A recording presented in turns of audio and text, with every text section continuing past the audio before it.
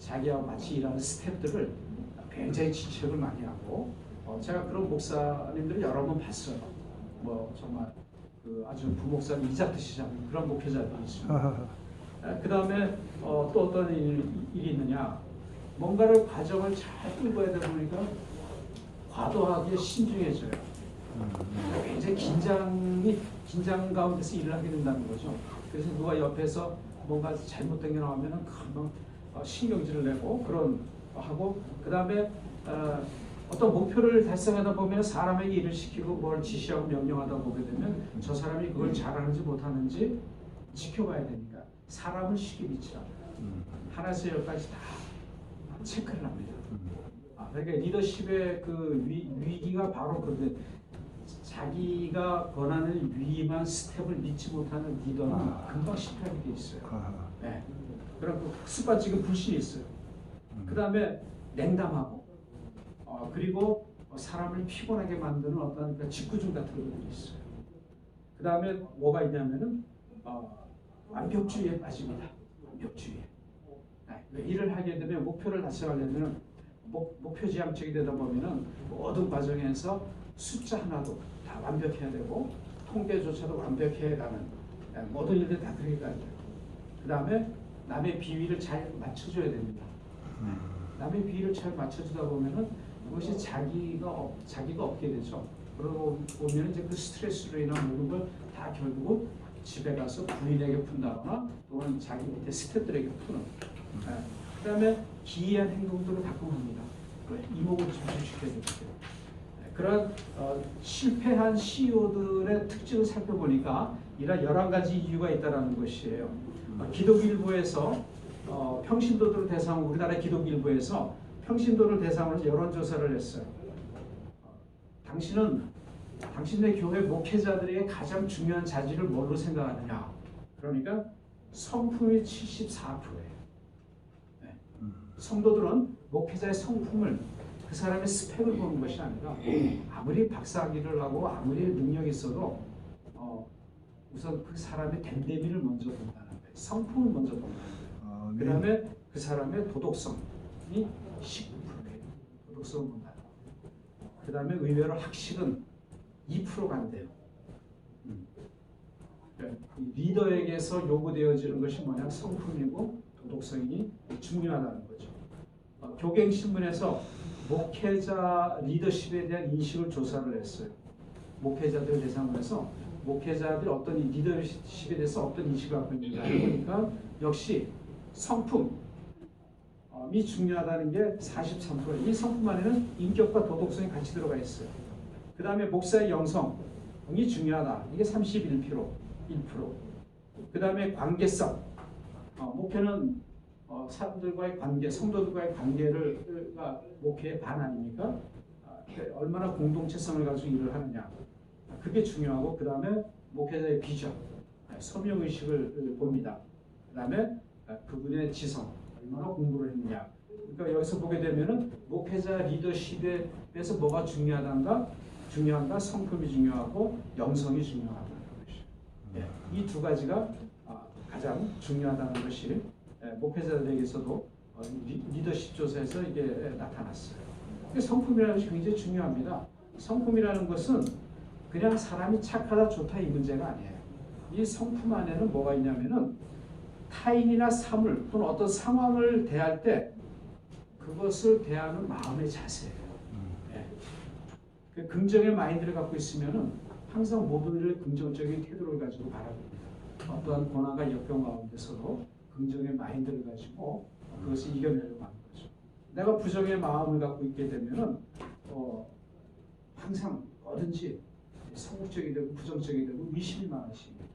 그렇게 되는데 헤라클레이토스가 이런 얘기를 했어요. 한 사람의 성품은 그의 운명이다. 이렇게 말씀합니다. 성품이라는 게 쉽게 변하지 않는다는 것입니다. 그래서 좋은 성품을 갖기 위해서 리더로서, 목회자로서의 좋은 캐릭터, 성경적인 캐릭터, 이제 그 제가 후반부에 말씀드릴 거예요. 그것을 갖기 위해서는 오랜 교육과 훈련, 그것이 영성 훈련과 기도와 그리고 자아 성찰의 시간들이 목회자에게 이제 필요하다는 것이요. 그만큼 성품이 중요하다는 건데 오늘날 이 성장 지상주의의 문제로 인한 이후로부터 한국 교회 지도자들에 대한 그 리더십의 중요한 문제가 뭐냐? 이 성품의 문제, 성품. 예. 목사들의 성품과 인격의 문제가 사회의 보통 사람만도 못한, 심지어는 우리가 그런 얘기도 하잖아요. 성도만도 못한 목사다라는 이야기를 하죠. 참 가슴 아픈 이야기죠. 네. 저는 직접 어떤 장로나 권사나 집사들로부터 어떤 또 목사들 이야기에서 정말 성도만도 못한 그런 도덕성을 갖고 있다. 그런 이야기를 들을 때 목사로서 그게 참 너무 가슴 아픈 거예요. 미국에 있을 때 이민 목회가 참 힘듭니다. 그리고 굉장히 서바이벌이에요. 네. 정말 이민 목회를 경험을 하고 나면은 정말 못할 게 없어요. 네, 그 모든 걸 다 내려놓고 내가 눈물 콧물을 직접 닦으면서 해야 되기 때문에 그 과정 속에서 경험되어진 것들이 굉장히 많은데 그런 것들을 통해서 성도들은 목회자를 바라보는 거예요. 저 사람이 어떤 건가 테스트를 하는 경우가 있습니다. 어떤 때는 그걸 다 내려놓고 가야 되기 때문에 이 성품과 인격의 문제는 목회 리더십에 있어서 굉장히 중요합니다. 그것을 이겨낼 때 성도들은 그분을 인정을 하는 거예요. 별의별 시비를 다 겁니다. 그걸 다 견뎌내야 돼요. 네. 그래서 이 리더십이 목회자의 리더십의 위기라는 거 그러한 것들로부터 연약해지고 무너질 때 그리고 기대만 그럼 너무 타인에 의존하다 보면 자기 가야 할 어떤 그 목표성을 또 잊어버릴 수도 있지 않습니까? 근데 그거를 통해서 자기가 가져야 될 것들에 관한 것들이 뒤에 나옵니다. 어떤 리더십을 가지고 성도들을 이끌고 가고 변화를 줘야 될 것인가. 제가 생각하는 리더나 이 기업 경영가나 좀 이런 분들은 나름대로 확고한 것 같은 카리스마나 목표의식 이런 것도 중요하다고 봐요. 너무나 엉망이면 이거 안 된다고 보네. 그게 나쁘다라는 것이 아니라 요즘 이제 리더십의 스타일이 워낙에 다양하니까 그런 것 안에 카리스마도 한 요소이긴 한데 처음부터 끝까지 카리스마만 갖고는 갈 수가 없어요. 아니 그건 아닌데 자신의 능력도 있어야 되지만 조그만 회사를 하나 운영하려고 해도 너무나 그렇게 신경 쓰다 보면 가야 할 길을 못 가는 수가 있어요. 그러니까 제가 이제 일반적인 이야기를 그래서 드리고요. 그래서 리처드 마오 박사라고 캘리포니아 플러신 학교 총장이 있어 유명하신 분인데 이분이 한 10년 전에 한국에 와서 이런 얘기를 했어요. 장신대 초대로 와가지고 한국 교회 지도자들에게 성장 지상주의를 벗어나서 21세기에 적합한 리더십의 모델의 재발견이 필요하다.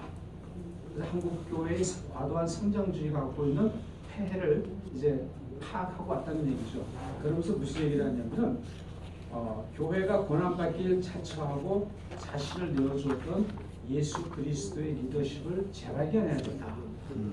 저는 좀 이해가 가요.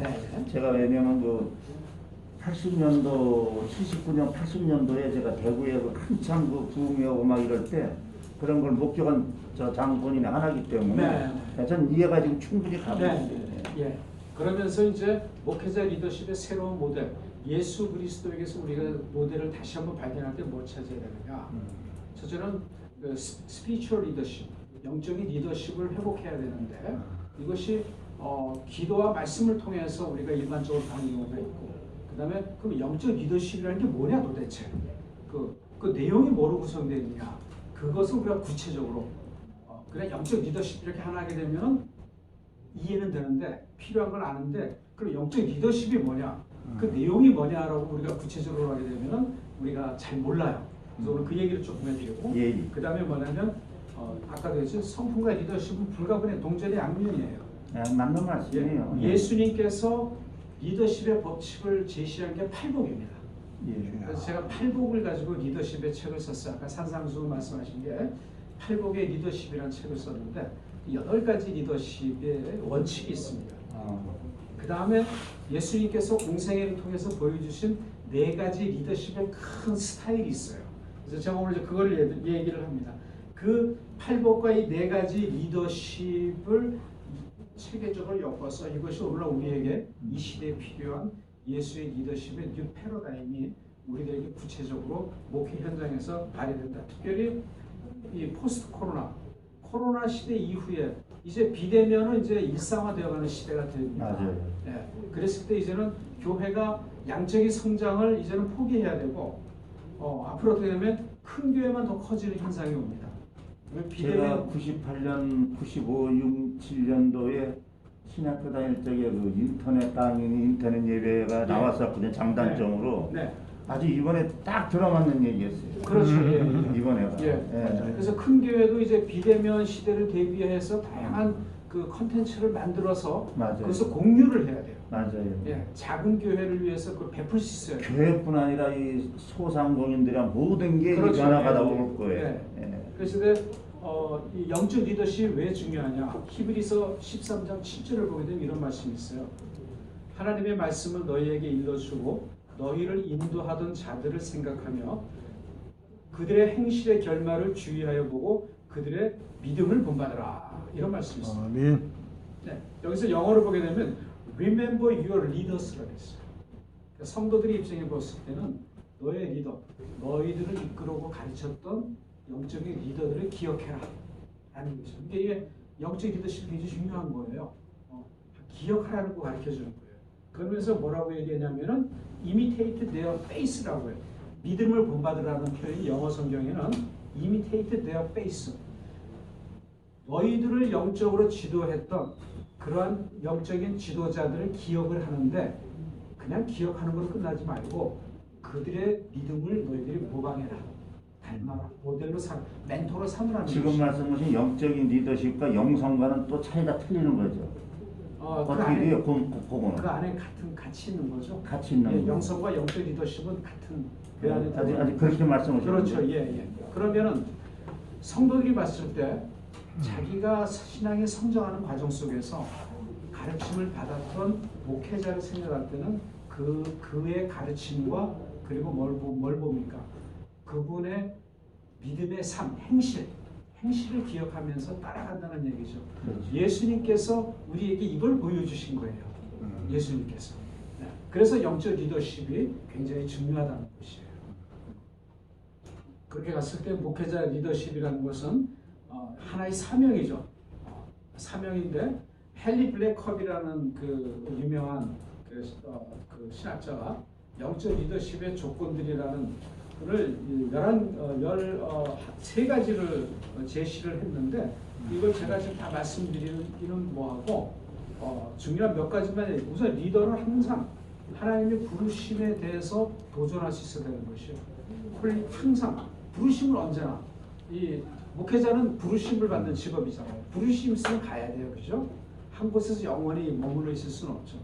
어느 곳에 있다가 하나님의 새로운 부르심이 있을 때는 가야 되는데 그 부르심을 따라가는 것이 도전이라는 거예요.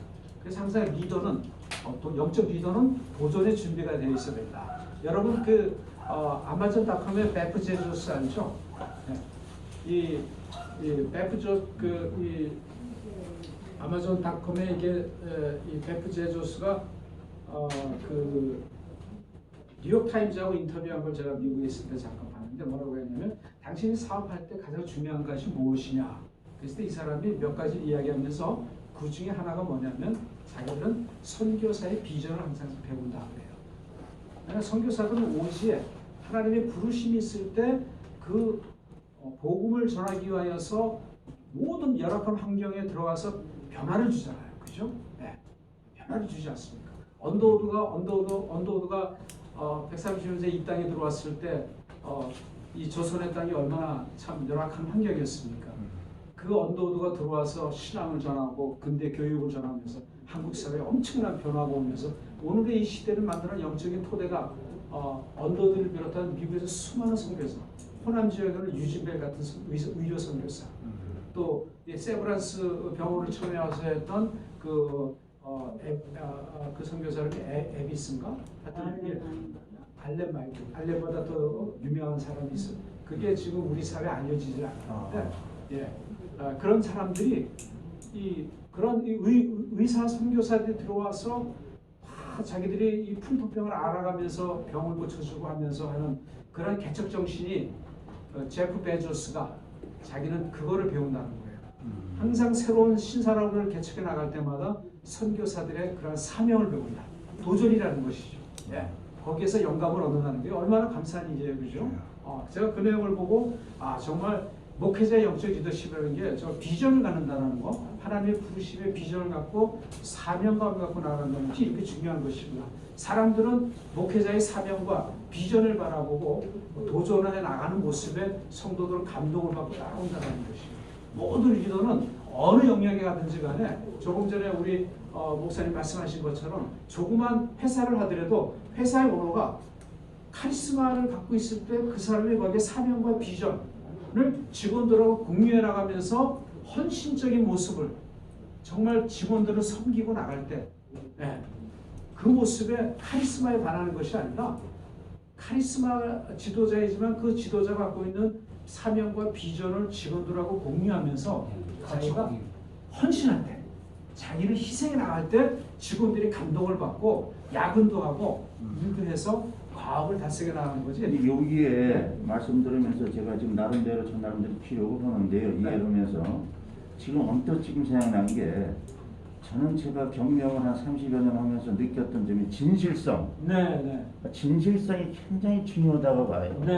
제가 사업이 크로스가 됐을 때에도 한 달, 두 달에 애들이 찾아오고 또다시 오픈할 때 가서 하다 보면 애들이 광고비를 버텨 써야 하고 돈도 주고 그래서 그 진실성도 굉장히 참 전 중요하다고 봐요. 이 경영자로서는 아주 그 진실성이 중요하다고 이제 봐요. 진실성이라는 것이 이제 그 도덕적인 힘을 굉장히 나타내는 얄팍하지 않고 중요한 요소죠.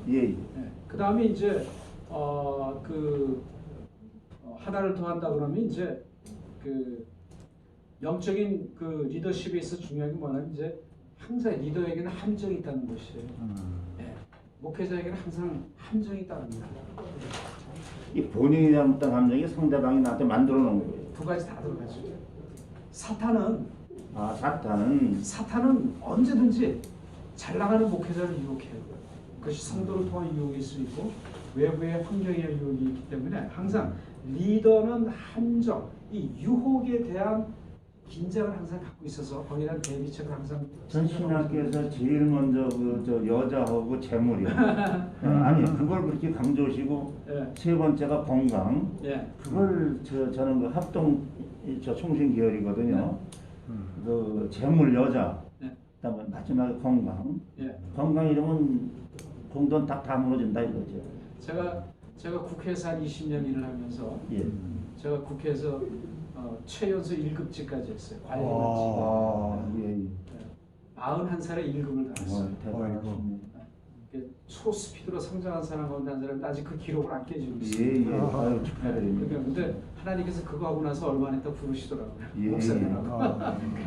하나님께서 일찍 부르시려고 일찍 이렇게 압축 성장을 시켜주신 것 같아요. 저 천당과 예수님 만나면 남자 하나만 만들어 놓던지 여자 하나만 만들어 놓던지. 근데 제가 많은 그 국회의원들 가운데 크리스천 국회의원들이 무너지는 걸 많이 봤어요. 글쎄, 그 여자. 거기서 어떤 거냐면은 돈에 무너지고 이권계에 무너지고 여자에 무너지고. 아니 돈 무너지는 건 그래도 괜찮은데 지금 부산시장, 서울시장 박원순 자살했지만 또 저 뭐냐 안희정이 또 이번에 그 정의당 대표. 그래서 정말 그 젊은 애들하고 보니까 정의당 대표는 나이도 많지 않더구만. 노회찬 의원의 보좌관이었죠. 아 그랬어요? 그 젊은 사람이죠? 젊어요. 그 한참 크다가 그냥 꺾어져 버린 것 같던데. 안희정이는 옛날에 제가 아끼던 동생이었는데 미국 가 있다 보니까 이게 얘가 이상한 일을 제가 귀국해서 얼마 안 있어가지고 1년 지나서 이상한 일을 당해서 무너지는 걸 보면서 그게 참 안타까워요. 그래서 옛말에 우리가 그런 얘기가 있잖아요. 남자는 시간과 돈과 힘이 있으면 쉽게 부패한다. 시간 있고 돈 있으면은 딱 두 가지예요. 노름하고 여자하고 노는 거예요. 그리고 권력이 있으면은 권력을 통해서 여자를 건드리는 거. 지금 박원순이나 오거돈이나 다 그 권력에 의한 그 성추행. 근데 오거돈이 그 사람은 그 해양부 장관을 쪽에도 문제가 있었더라고요 그걸로. 예. 그러면 자, 정신 아니, 차렸어야지. 그래. 얘기가 이제 다시 예, 예. 돌아와서 예, 예. 우리가 이제 영적인 리더에게 있어서는 이런 함정이 항상 존재한다는 것이. 예, 예. 그러니까 영적 리더십에 있어서 그게 사탄의 유혹이 내 앞에서 나에게 잘하던 장로도 시험에 들면 나를 유혹을 해요. 돈에 대한 유혹, 일에 대한 유혹. 목사님 이거 쓰십시오. 다 괜찮습니다. 이거 다 목사님이 다 이루어지신 건데 쓰셔야죠. 예, 예. 그러다가 목사가 돈에 손대고 그래 주는 거 봐먹다. 미국에 제가 뉴저지에 오래 있었는데 뉴저지에 제일 크고 잘 성장하던 그 무학교회의 그 정인영 목사님이 미국에 오셔서 무학교 여기요. 예, 무학교회 정인영 목사님이 오셔가지고 이제 90년에 오셔서 세워서 뉴저지에 90년대에 그 당시 2,000명이 모여서 엄청난 거예요. 네? 미국에서는 2,000명이 모이면 한국에서 2만 명, 3만 명이 모였다 생각하면 돼요. 다른 스테이트에서 온다는 얘기예요. 근데 이제 은퇴를 하시면서 한국의 모 교회에 계시던 분이 오셨어요. 오셔가지고 이분이 오셔서 목회를 하다가 이제 장로들이 이제 목사가 이제 골프도 좋아하니까 골프 회원권도 끊어주고 목사가 왜 골프 회원권이 왜 필요해요? 근데 장로들이 해주는 거예요. 권사들이 뭐 좋은 거 갖다 주고 사모님 뭐 해주고 차도 막 바꿔주고 목사가 스포일 되니까 설교 준비를 안 하는 거예요. 맨날 골프만 치고 놀고. 공짜는 도구로 봐야지. 도구. 그럼요. 거기에 사람들이 쉽게 스포일 되니까 설교 준비를 제대로 못 해오니까 백교하다 보니까 젊은 집사들이 미국에 가면은 교회 가면 뭐 한국에서 서울대 연고대 출신들이 엄청 많아요. 다 세탁소하고 살아요. 이분들이 남는 시간에 뭐 하냐면 목사 잡을 생각들을 많이 해요.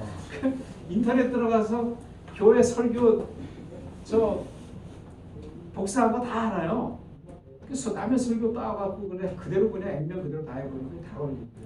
그래가지고 교회가 풍지박산 나가지고 교회 떨어져 나오지. 그다음에 그러니까 자기 뭐 그렇게 스포일돼서 나가면 교회 나갈 때 교회 재산 반을 갖고 나가고 결국 그 교회가 이제 한 30명 남았어요. 2,000명 이상. 네, 한 10년, 나중에 5,000명까지 갈 수 있는 교회라고 했는데, 네. 그렇게 작업한 사람들은 제값을 받겠죠. 그게 이제 목사가 이렇게 항상 스포일 될 수 있다는 거예요. 글쎄, 이해가 되네. 항상 영적인 리더는 바로 이런 부분에 있어서 언제든지 당회에서 나에게 잘했던 장로가 나를 파멸시키는 지름길이라는 얘기예요. 그래서 항상 깨어 있어야 된다는 것이죠. 오늘 한국 교회도 뭐 많잖아요.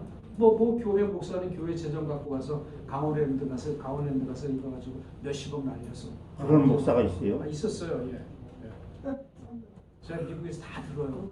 네. 저도 몰랐네. 네. 도박에 빠져가지고. 아니 그게 몇 년 전쯤 얘기예요? 그게 뭐 10년 전 얘기죠. 나도 그때 파지로 다녔는데. 아니 거기서 파지에서 춤춘 사람은 나 하나뿐이었어요. 그 위에 올라가서. 뭐 인터넷 치면 나와요. 제가. 그래서 우리가 이제 그러면 우리는 예수님에게서 어떤 리더십을 배워야 되느냐. 예. 이제 팔복을 배우는 거예요. 이 팔복은 제가 팔복을 공부하다 보니까 예수님의 성품이 가장 잘 정리된 것이 팔복이에요. 예. 팔복이에요. 그래서 예수님 자체가 팔복의 완전체입니다. 팔복의 완전체. 예수님은 이 팔복을 가지고 우리에게 세상과 다르게 사는 크리스천이라고 합니다. 세상과 구별된 삶을 사는 방법이 팔복에 있다는 것이에요. 이 팔복의 성품을 가져야 되는데 팔복이라는 것은 내용을 보면은 우리가 하나님과의 나와의 수직적 관계와 그리스도인과 세상과의 수평적 지금 말씀하신 이 팔복 책 쓰신 건 그럼 책방 가면 있어요? 예. 그 책 제목 좀 칠판에 좀 써주세요. 아니 이 책이 아니 칠판에 써주세요. 네. 예, 제가 잘 안 보이니까. 떨어지나? 아이고 조심해서. 예, 그거 써주세요 좀. 다 사기. 리드? 팔복으로 리드하세요? 리드하라. 예, 팔복으로 리드하라. 아 그래요? 예. 요거는 이제 인터넷, 인터넷 교보 문고나 또는 저 가피플몰 또는 예스24 같은 인터넷 도서 주문하는 데 가서 팔복으로 리드하라 그러면 책이 나와요. 아니 복음 서점에 가도 있을 거 아니에요? 서점에요. 예. 서점에는 지금 책들이 이제 이게 책 나온 지가 한 2년 돼서 여기 가까이 있는 쿤난 출판사에서 책을 냈는데 지금은 이제 아니면 서점에 가셔서 책이 없으면 그 서점에서 하나 주문해다가 들으시면 글쎄 아니 글쎄 저는 그 요나단 다니는데요. 네네. 아니 알겠어요. 예, 거기 구해달라 가서 그러면. 예. 책을 얘기하시면 예 맞아요 그렇게 하더라고요. 예. 그래서 여기서 뭐냐면 이제 우리가 크리스천들이 세상을 이끌기 위해서는 8가지 법칙이 있다는 거예요. 예수. 그럼 그 책 하나에 리더십 책이요? 또 제가 쓴 책이 또 예. 하나가 있는데 리더십에 관한 거예요. 예. 또 하나는 예, 그것도 써주세요. 예. 하나는 이제 관심이 있어요. 이게 영어로 스텝이죠. 예. 이것도 이제 스텝으로 리드하라. 아 제목이 영어로 돼 있어요? 예, STP. 이 책이 2권인데 요거는 조금 어려워요, 책이. 요거는 이제 그 혼란 격동의 시대를 살았던 위대한 크리스천들이 있어요. 그 사람들이 자신의 시대를 어떻게 변화시켰는가. 그 이야기를 쓴 책이에요. 역동의 시대 뭐 구약이에요, 신약이에요, 뭐 얼마 전 역사예요. 격동 우리의 역사.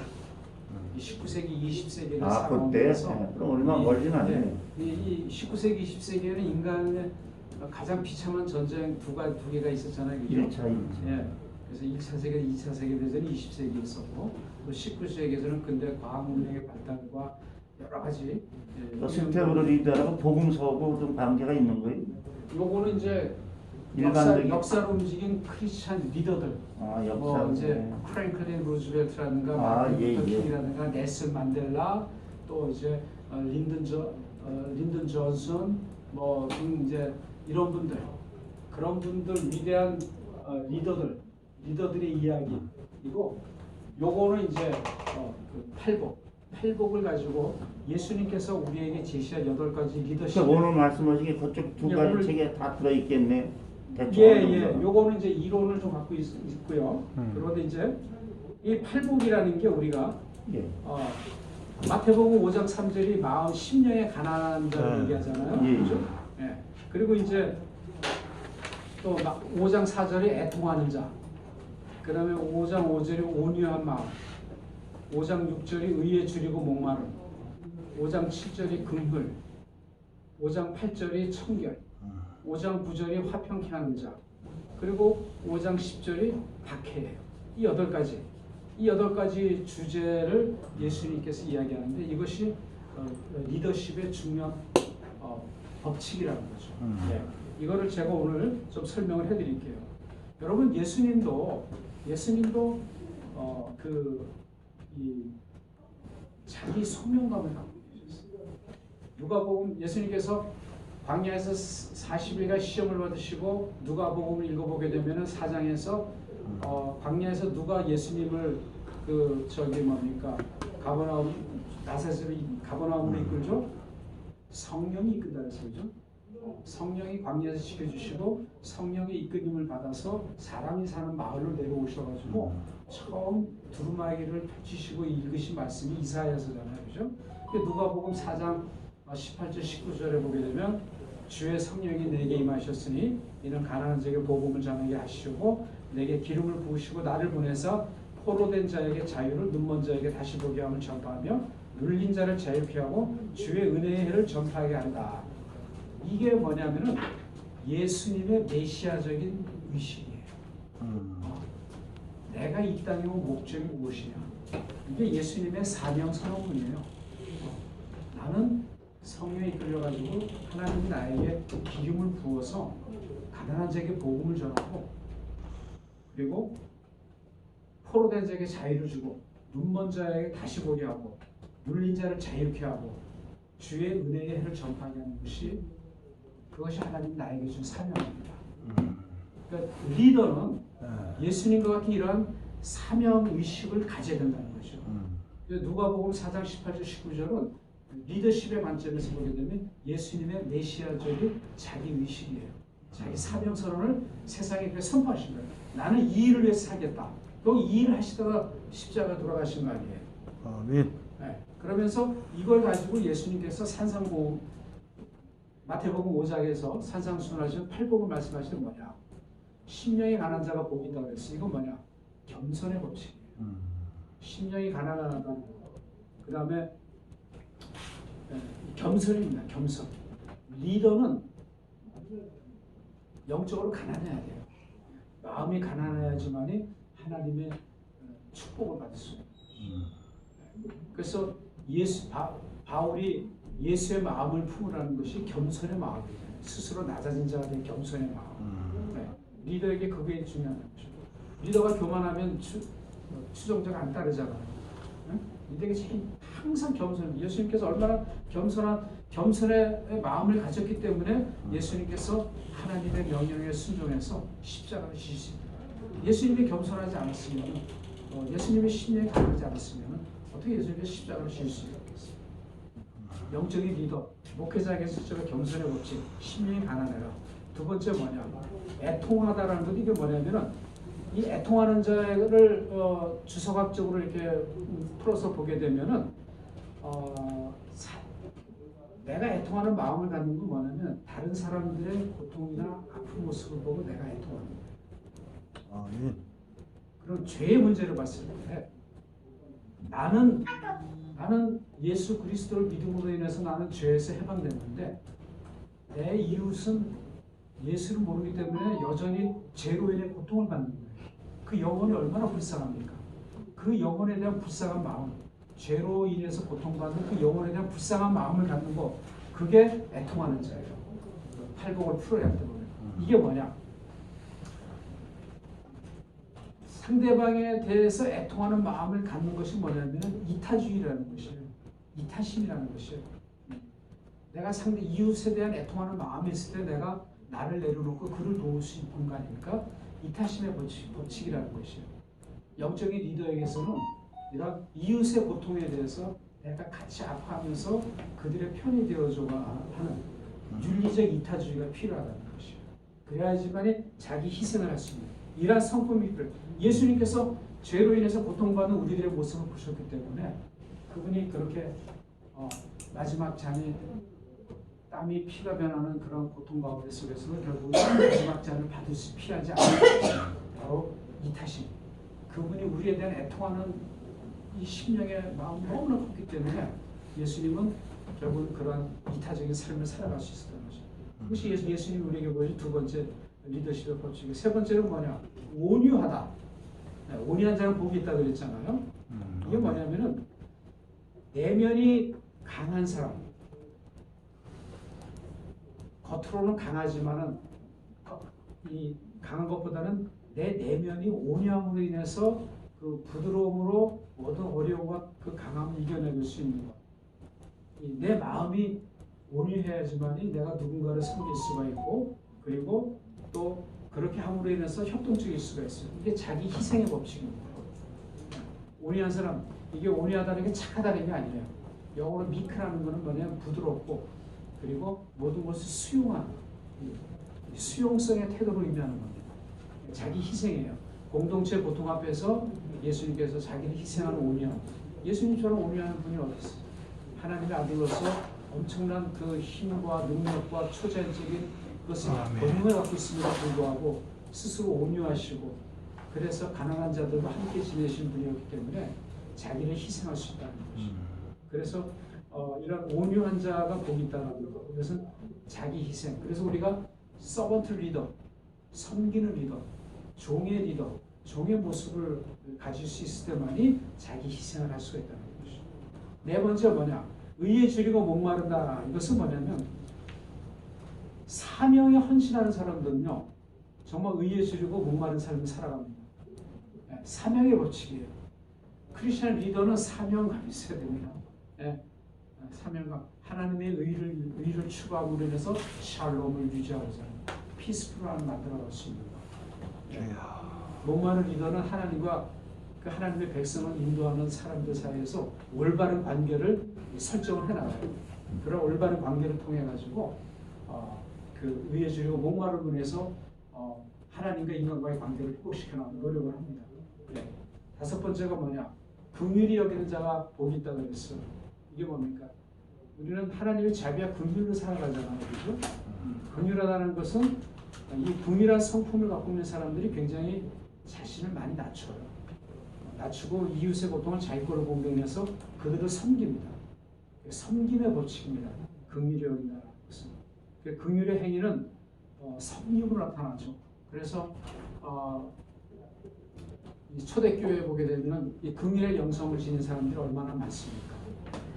그래서 그런 긍휼의 영성을 가지고 초대교회를 섬기고 자기는 모든 걸 갖고 나가서 공동체로서 희생을 합니다. 아낌없이 나눠주고 섬김의 삶. 그래서 이 긍휼에 의한 섬김이라는 것은 공동체의 새로운 변화를 추구하는. 여러분 간디가 얼마나 훌륭한 섬김을 보여준 사람입니까? 비록 그가 그리스도인은 아니지만 그가 예수의 사랑만큼은 그 어느 누구보다도 가장 먼저 실천하려고 살아가던 사람이고, 그게 그 긍휼의 영성이 풍성합니다. 마더 데레사 같은 사람. 그 마더 데레사에게 긍휼의 영성이 없었다면 그가 어떻게 칼쿠타의 그 빈민들을 위해서 자기를 희생하며 살아갈 수가 있겠어요. 그 인도의 그 캐톨릭 여자 학교의 교장 선생까지 지냈던 수녀였는데 편안하게 그런 걸로 인해서 교육자로서 살아갈 수 있었지만 그 수녀나 신부님들이 이제 제가 원래 가톨릭 군종사병이었었는데요. 네. 청비녀. 아주 네. 그걸 사람들은 대단해요. 네. 청비. 네. 정말 그 사람들은 그걸 최고로 강조해요. 예.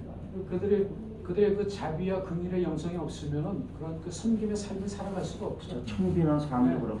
예수님께서 얼마나 궁원하셨어요. 그래서 죄인들과 세리들과 창녀들을 불러다가 식탁에 모아서 같이 식탁 공동체를 이루면서 그들을 섬기는 모습 속에서 네, 죄인을 위한 주님의 모습이 만분의 1만 예, 갖춰도 되죠. 정말요. 예.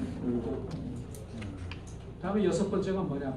마음이 청결한 자가 복이 있다 그랬어요. 청결한 게 퓨리피케이션이 뭡니까? 아주 깨끗한 그 가나 혼인 잔치에서 그 깨끗한 물로 포도주를 만드는 기적이 뭡니까?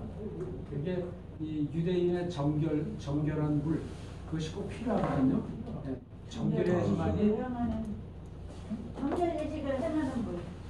정결해야지만이 기적이 나는 것이에요. 네. 그래서 이게 도덕성의 법칙이에요. 도덕성의 법칙 여섯 번째. 네.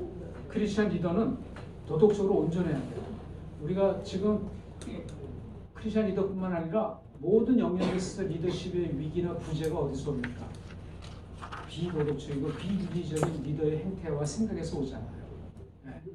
뭐 요즘 뭐 조국의 가족이라든가 또 여러 많은 사람들 보게 되면 이 공정과 공평과 공정 정의를 강조하지만 정작 자기들은 반칙을 하면서 살아오면서 자기들이 그런 그 불공정과 부정의한 삶을 살면서 자기들이 마치 의로운 것처럼 살아가는 그들의 도덕적인 위기거든요.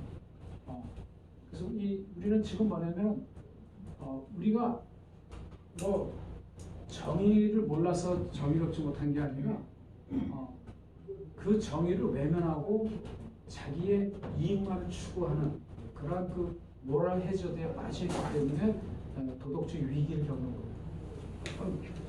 그 트럼프 대통령도 저 사람이 대통령에 재선될 수 있었지만은 결국은 그 대통령으로서 갖고 있는 부도덕성이라는 게 그 사람에게 또 많아요. 그 어떤 도덕성의 위기라는 것이 있다는 것이죠. 네. 많은 목사님들 또 기업인들이 다 사회적인 지탄을 받는 게 뭐냐? 그들의 모랄 해저. 이 시대의 위기는 지도자의 도덕적이고 비윤리적 위기에서 오는 것이지. 네. 지도자가 도덕적으로 윤리적으로 올바로 서지 못하게 되면 공동체는 언제든지 항상 혼돈의 시대를 갖게 된다는 것이죠. 예수님께서 우리들에게 얼마나 그 도덕적으로 정결함을 보여주셨어요. 네. 그런 예수님의 삶을 통해서 우리가 그런 걸 배우는 거죠. 예수님께서 마음이 청결한 자가 복이 있다.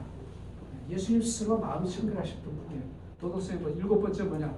화평케 하는 자가 복이 있다. 피스메이커의 법칙이에요. 리더는 피스메이커가 돼야 됩니다. 에베소서에서 바울이 이렇게 이야기를 하죠. 막힌 곳에 담을 하신 분이 예수 그리스도라고 하잖아요. 예. 예수 그리스도는 피스메이커. 우리가 그리스도를 따르고 그리스도의 제자로서 목회자로서 또 성도로 살아갈 때 우리 마음속에 피스메이커, 화평케 하는 자의 삶을 살아가는 리더에게 그것이 필요하다는 것이 오늘날 우리 사회를 보게 되면은 대통령이 진영을 초월해서 국민을 위해서 희생을 해야 되는데 대통령이 진영의 이익만 추구하다 보니까 우리가 정말 안 싸우도 될 싸움들을 하면서 정말 얼마나 힘든 시간들을 보냅니까? 네. 담임 목사가 특정 장로의 편에 서게 되면 그 교회는 무너져요. 네. 제가 경험을 하나 얘기하겠습니다. 저는 미국 장로교 목사인데 PCUS에 당회를 하는데 이렇게 당회를 하다 보면은 저희 교회 제가 피츠버그 한인연합장로교 담임 목사인데는 장로님들 다 우리가 서울에서 다 경기고등학교 다 서울대 제가 연대를 나왔는데 연대 나오고 고대 나오는 분은 안 계시더라고요. 다 경기 서울 나오신 분이에요. 뭐 제가 가니까 제가 보셨던 대통령 선거 때 보셨던 이회창 후보하고 경기중학교 동기생이 계신 장로님들 하셔가지고 그런 지성인들이 모여 있는 곳이에요. 장로님들이 다 원자력 박사, 변호사, 의사 뭐 다 그래요. 다 과학자. 그런 제가 장로님들보다 학벌이 낮아요.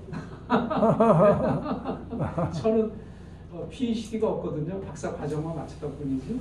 그러니까 장로님들 다 박사들이에요. 근데 회의를 하다 보면은 꼭 문제 일으키는 장로가 있어요. 그게 이제 젊은 장로들이 그래요. 다 이렇게 말 받아치면서. 저는 회의를 할 때 어떻게 하냐면은 일보다 사람이 중요한 거예요.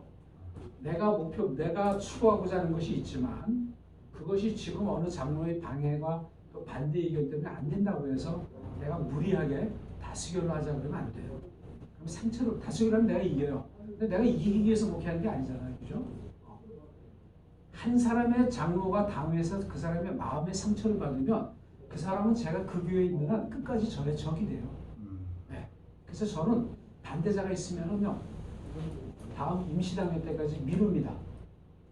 그리고 이제 제가 당회 서기하고 따로 얘기를 해요. 끝나고 나서 따로 만나서 식사하면서 얘기를 해서 어떻게 생각하면 가라지는 빼야 버리는 것도 좋지 않을까요? 그 문제가 생기면 안 돼요. 회의 마당 됐잖아요. 이 알곡도 상할까봐 안 돼.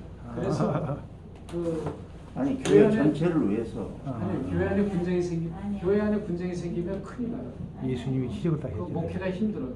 그러면은 제가 이제 어떻게 하냐면은 그 당의 서기 장로님하고 따로 이제 주중에 이제 퇴근하고 만나서 같이 저녁 식사하면서 얘기를 쭉 나눠요. 나누면 이제 그 당의 서기가 제 뜻을 다 알아요. 그리고 그분이 반대하던 장로를 찾아갑니다. 김 장로를 찾아가서 같이 얘기를 나눕니다. 나누고 그렇게 지나고 나면은 당의 서기가 전화로 목사님 임시당회 한번 하시죠. 그러면 해결됐다는 거예요. 그러면 당회 서기가 임시당회를 소집해요. 그럼 오면은 그냥 통과되는 거예요. 그래서 저는 제 목적도 이루고 그리고 당회원도 화합하고. 참 좋으신 말씀. 네. 그래서 일은 얼마든지 새로 만들 수 있어요. 근데 사람은 한번 잃으면 회복하기 어려워요. 그런데 곰팡이라는 건 자꾸 퍼져나가잖아요. 이 바이러스 모양으로. 그러니까 안 퍼져나가면 또 잘 관리돼요. 저는 그러니까 그런 뜻으로 말씀드린 거예요. 예. 그러니까 그렇게 퍼져가지 않도록 글쎄. 미리미리 다 준비를 하는데 잘하신 건데. 그것이 지혜롭게 근데 일반적으로는 사실은 그렇지가 못한 수가 많거든요. 그게 이제 담임 목사들이 지혜가 글쎄 부족해요. 박사님이 참 왜냐면 잘하신 건데. 담임 목사님들이 자존심을 내세워요. 자존심을 내서서 당장 이걸 지금 해결하지 않으면 무슨 뭐가 나는 것처럼 그러는데 절대로 아니 그건 아니고 절대로 아니에요. 절대로 문제하면 이것이 지금 결정 안 됐다고 해서 교회에 당장 무슨 일이 벌어지냐? 그렇지 않아요. 그렇지 않아요. 그래서 리더십의 그 유연성과 그리고 관계성이 굉장히 중요하다는 것이죠.